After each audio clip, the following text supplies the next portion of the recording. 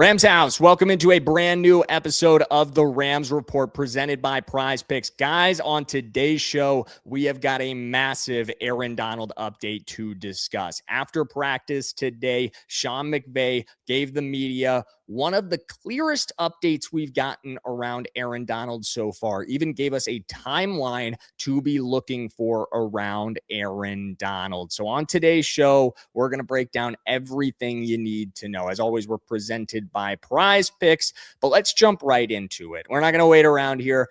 No mincing words.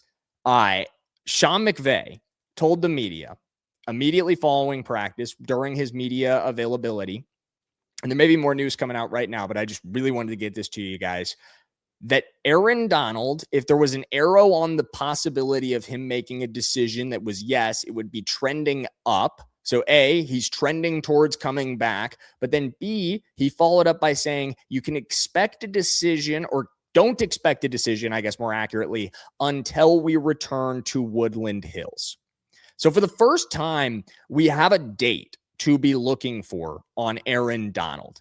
Guys, that is absolutely massive. That is, I think, right up there with any update we've gotten as one of the biggest on this situation so far. So make sure you stay tuned. Make sure you're subscribed if you're not already, because we are really getting close to a real Aaron Donald return. As crazy as that would have sounded to anybody about 2 months ago, I think it's about to happen, guys. I really, really do. So what is that date that we're looking for? If I didn't already say, they will return to Woodland Hills after finishing up training camp at Loyola Marymount University on August 6th. So August 6th will be the final day of training camp practice there.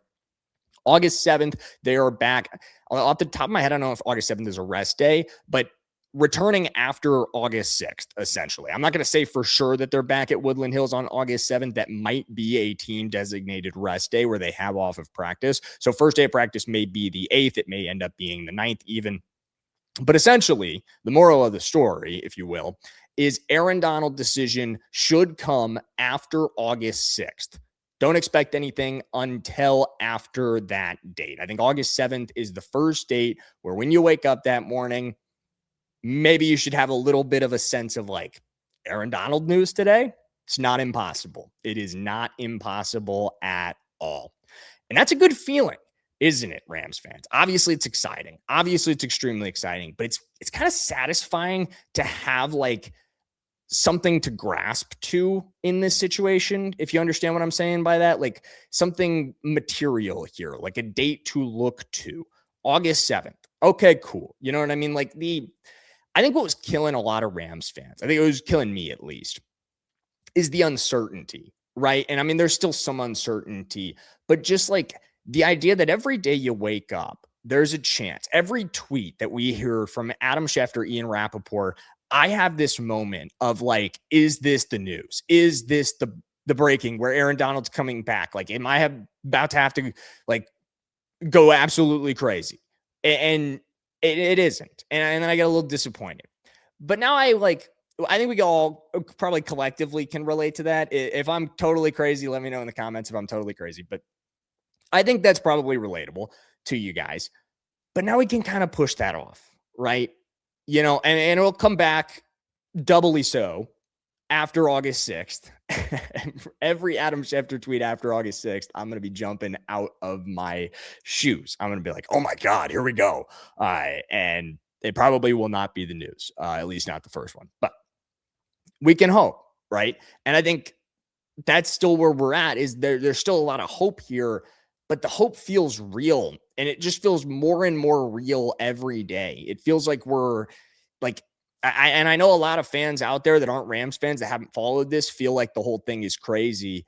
But if you followed this the way we've followed this, if you've been subscribed, following every step of the journey, for some of you, I probably look like the Always Sunny meme right now where I'm like pointing at everything on the wall. But there's been a lot of signs. There's been a lot of signs that tell you that this is happening. And guys, it just gets me so fired up. And we're going to keep talking about it in just 1 second.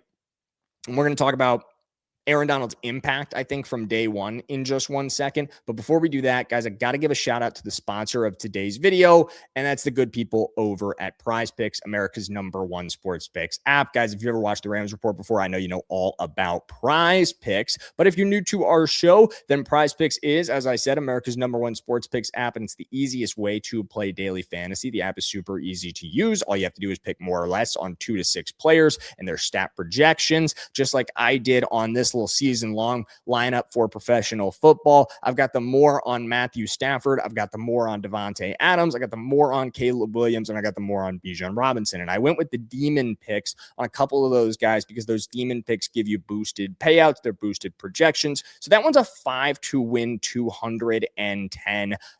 So you guys can tell me, you can fade me, whatever you do, just do it over at Prize Picks. You can drop a follow on my username, Jackson Durham, to easily tailor fade with just one click once you've downloaded the Prize Picks app. And if you are downloading the Prize Picks app for the first time today, make sure you use our new user offer to get yourself to take advantage of a great offer here. Code HMA is going to get you $150 in bonus lineups if your first lineup wins. That's right. Prize Picks just switched up their offer, so there's no better time to join, lock in, and win that first lineup. That's code HMA at sign up to get $150 in bonus lineups if you win your first $5 lineup. Thank you to Prize Picks, as always, for sponsoring today's video. Let's keep talking about Aaron Donald, and then we'll transition a little bit into practice takeaways, some things that we saw at practice today. So to wrap up on Aaron Donald, I think something I wanted to say, and I'm sure a lot of you guys are seeing it as well, is like these NFC West rival fans, primarily Seahawks fans, Niners fans. You don't see a lot of Cardinals fans. But mostly those guys being like, I don't care that Aaron Donald is coming back because Aaron Donald is 35 years old and he's not going to be good when he does return. I'm sure you guys have seen that. And it annoys me. And I really do think it's wrong because I think it misses the idea of who Aaron Donald is and the process he's going about in making this decision. He's not going to make this decision, and it still hasn't been made, at least to my knowledge. Obviously, McVay said it's trending upwards today. But he's not going to come back unless he knows he can bring something to the table for this team, unless he knows he can be a positive impact maker for this team. And I truly feel that he can be. I just don't think he'd come back otherwise. I think he's a guy who really cares about legacy. I think he's a guy who really cares about his, perception from not just Rams fans, but from NFL fans at large, not for ego reasons, but for legacy reasons. And I think that makes sense. I think that's a huge part of why anybody goes about their business in the NFL. You want to build a legacy. You want to carve out a name for yourself in this league. And you don't want some kid 10 years from now looking back at your career and going, man, that last year was not very good. And I don't think Aaron Donald's going to let that happen. I don't think Aaron Donald's coming back to just be along for the ride. I think Aaron Donald's coming back to be Aaron Donald again. And hey, I think these fans who are talking all this bravado right now, I think they know it too. I really do. I think they want to talk confident right now. I think they want to show that confident face because, that's what you do as NFL fans. That's what we've all done as NFL fans at some point. You show that false confidence sometimes because you don't want to admit you don't really feel that good about something. But I think they're scared, and I think they should be scared because they're going to be facing the best four-man front that's ever been put together. Myles Garrett, Aaron Donald, Byron Young, Kobe Turner. Good luck. That's what I say to that. Good luck. My friends, I cannot wait. We will be here to cover every minute of the Aaron Donald return as it happens. We'll be going live when that decision is made to celebrate. I want you guys there celebrating with me. So hit that subscribe button if you have not already and ring that notification bell so you don't miss that notification when we go live, when that news happens, or just head on right over here when that news breaks because you know what's going down. You know what's going on. We're going to party. We are going to have a good time. You guys are going to see a side of me you have not seen yet. I promise you that when this news breaks. I promise you that. All right, let's talk. Let's switch gears from Aaron Donald. And let's talk a little bit of practice takeaways. We will do more of this tomorrow. And we'll talk a little bit about what happened at practice tomorrow as well. Obviously, we ate up a lot of time on today's show with the Aaron Donald discussion. I think rightfully so. I think I don't think anybody's complaining about that. I think everybody wants to hear about Aaron Donald. But a couple of things to note about practice today. Number one, this was a Stafford rest day. So we've talked about that a lot in the past. Stafford has these built-in rest days. We kind of know the story of that. I won't spend too much time on it, but for those of you not aware, nothing to worry about. Stafford is it's managed rest. It's scheduled in. There's no injury to worry about here. It's just kind of this thought of like, he had managed rest last season because of concern around an injury, and it produced an MVP level season.